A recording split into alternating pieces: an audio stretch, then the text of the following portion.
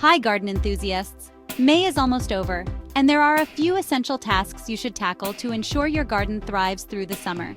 Today, we're sharing 7 crucial things to do in your garden before the end of May.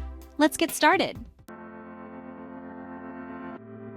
The first thing to do is plant summer flowers. Petunias, marigolds and zinnias are great choices.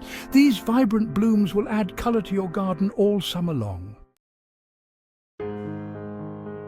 Next, apply a layer of mulch around your garden beds. Mulch helps retain moisture, suppress weeds and keep the soil cool. Plus, it gives your garden a neat and tidy appearance.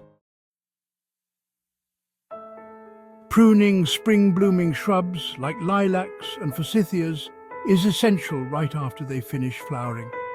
This encourages new growth and ensures a healthy bloom next spring.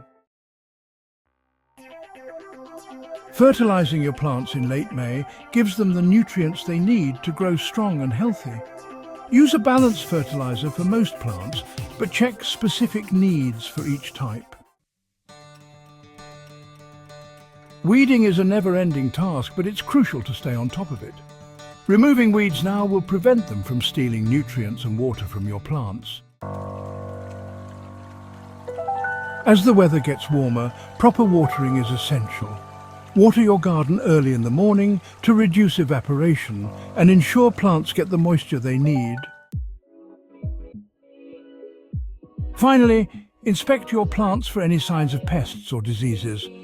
Early detection and treatment can save your plants and keep your garden healthy.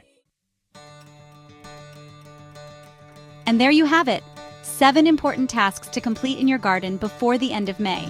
Taking care of these now will set your garden up for a successful summer. Thanks for watching, and happy gardening!